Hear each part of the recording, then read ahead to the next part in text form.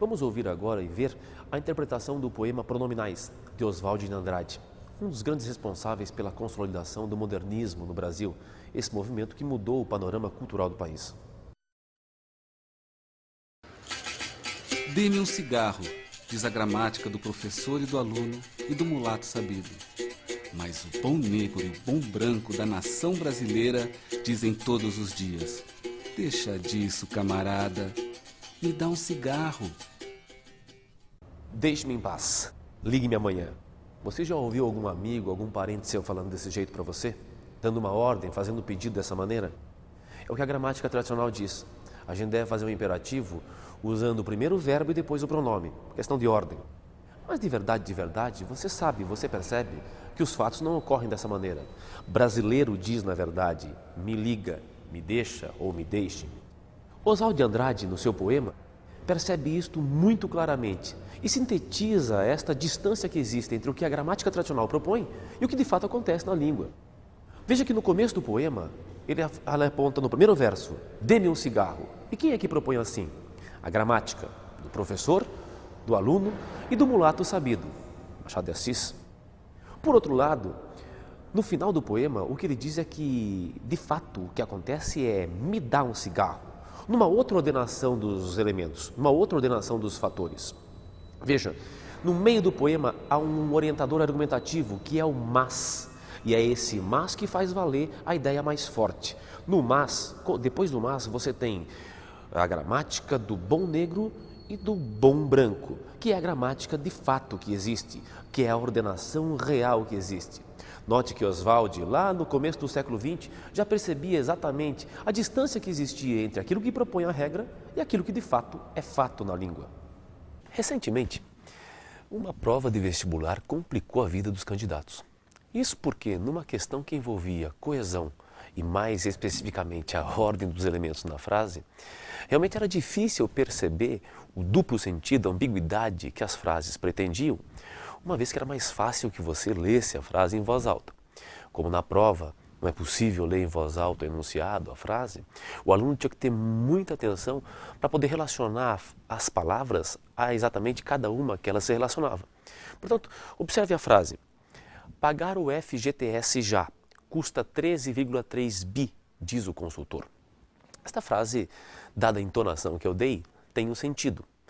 Mas é possível que você perceba que esta palavra já, uma vez ligada a custa e uma vez ligada a pagar, imprime ao enunciado dois sentidos, que era o que a prova pedia que você percebesse. Portanto, a palavra já poderia estar ligada, dada a entonação, a pagar. E no outro sentido, poderia estar ligada a custa.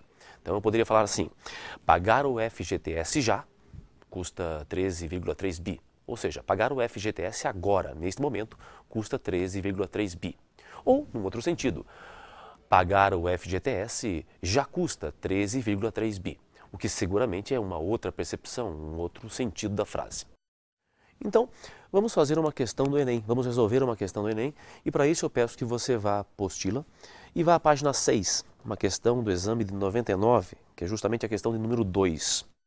Antes de resolver essa questão, gostaria de dizer que a prova do Enem, no que se refere às questões de língua portuguesa, ela expressa uma concepção de língua que já vem há muito tempo sendo marcada como uma nova visão sobre o fato linguístico. Note, durante muito tempo se pensava e se dizia que saber bem uma língua seria simplesmente dominar as regras gramaticais. Saber de cor essa ou aquela regra, aquela nota de rodapé, saber aquele vocabulário difícil. Saber uma língua, na verdade, vai muito além do que isso. Seguramente isso faz parte do conhecimento de uma língua, mas não significa que uma pessoa seja uma boa usuária da língua. Saber de maneira eficiente uma língua, conhecer uma língua de maneira eficiente, significa, por exemplo, saber se comunicar bem em diferentes situações, em diferentes contextos.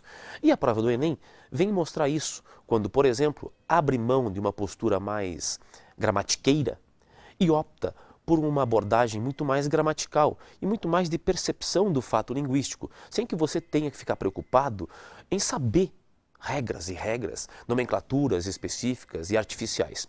Portanto, fique tranquilo, se paute por uma prova e pense numa prova que vá trabalhar muito mais a sua percepção como um usuário natural da língua portuguesa. Nesse sentido, A questão 2 do Enem de 99 é uma questão que traz uma tirinha da personagem argentina Mafalda, aquela simpática personagem que traduz nas suas ações, nos seus discursos, uma ironia corrosiva, crítica diante dos fatos do mundo. Eu gosto do Natal porque as pessoas se amam muito mais. Ah, você também sente isso? Como fico feliz! Quer dizer que você também se ama muito mais no Natal? Eu, então, você nem imagina o quanto eu me amo no Natal. Por que será que as pessoas se amam muito mais no Natal? Observando as falas das personagens, analise o emprego do pronome se e o sentido que adquire no contexto. No contexto da narrativa, é correto afirmar que o pronome se. Alternativa A. Em um, indica reflexividade e equivale a si mesmas. Alternativa B. Em 2, indica reciprocidade e equivale a si mesma. Alternativa C. Em 3, indica reciprocidade e equivale a umas às outras. Alternativa D. Em 1 e 3, indica reciprocidade e equivale a umas às outras. Alternativa E. Em 2 e 3, indica reflexividade e equivale a si mesma e a si mesmas, respectivamente. Pessoal, para poder perceber a graça e a ironia da tirinha da Mafalda, é necessário que a gente entenda qual a diferença que existe entre ação reflexa, e ação recíproca. A ação reflexiva é aquela que, partindo de um elemento A, recai sobre ele mesmo. Por exemplo, uma ação reflexiva poderia ser eu me penteio, ela se penteia, ele se banha. Uma ação recíproca, por seu lado, é aquela que, partindo de um elemento A, recai sobre B e, partindo de B, volta para A. Por exemplo, eles se abraçaram, eles se cumprimentam. No caso da tirinha, se você observar, a Mafalda está toda contente no primeiro quadrinho porque ela diz que no Natal as pessoas se amam muito mais. Ora, é evidente que Mafalda está aí contente porque ela percebe que no Natal as pessoas se amam muito mais umas às outras. Se é verdade, se não é verdade isso, não vem ao caso. O fato é que Mafalda diz que as pessoas parecem amarem-se muito mais umas às outras no Natal. O problema, o ruído, é que Susanita não entende dessa maneira. Susanita entende se amam como se as pessoas amassem muito mais a si mesmas no Natal. Por isso mesmo, no segundo quadrinho, a Susanita diz: eu me amo muito mais no Natal. Né? Eu me amo no Natal. Ou seja, uma ação reflexiva. No terceiro quadrinho, Susanita também reafirma esta convicção ao afirmar: as pessoas se amam muito mais no Natal. Por que será que as pessoas se amam muito mais no Natal? A graça vem do fato de que Mafalda, de maneira quase altruísta, percebe que as pessoas se amam reciprocamente, enquanto Susanita percebe a ação se amar apenas como reflexiva.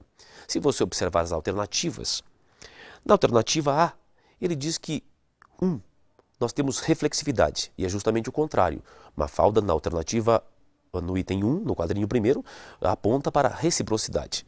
Na alternativa B, ele diz que em 2 nós temos reciprocidade. E na verdade não é reciprocidade. Para a Susanita é reflexividade. Na alternativa C, ele aponta que nós temos em 3 reciprocidade. E também não é reciprocidade, é reflexividade. Na alternativa D, ele diz que em 1 e 3 o que nós temos é reciprocidade. Isto está meio certo. De fato, em 1 nós temos reciprocidade, mas em 3 não temos reciprocidade, e sim reflexividade. A alternativa correta é a última, a alternativa E, que aponta que em 2 e em 3 nós temos reflexividade, com sentidos diferentes. Em 2, a si mesma, porque a Susanita ama a si mesma. Em 3, a si mesmas, porque ela faz menção às pessoas que amam a si mesmas. Note, portanto, resumindo a história, que em 1 nós temos reciprocidade, em 2 nós temos reflexividade, em 3 nós temos reflexividade.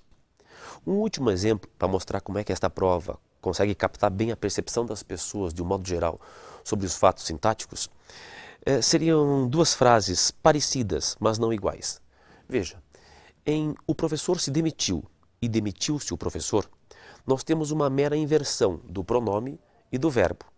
Inversão que vai gerar sentidos diferentes. Qualquer usuário da língua percebe que em o professor se demitiu, o que aconteceu foi uma ação reflexiva. Ele, professor, não quer mais trabalhar em algum lugar. Ele se demitiu. Já em demitiu-se o professor, o que acontece é que o professor é o alvo de uma ação. Portanto, nós temos aí a ideia de passividade. Ele sofreu a demissão. Note, portanto, que nós temos aí mais um exemplo claro de que a posição dos elementos na frase é importante, é relevante para a constituição do sentido dos enunciados. Bem, senhores, seria isto então o motivo da aula de hoje. Nós vamos finalizando por aqui e até uma próxima.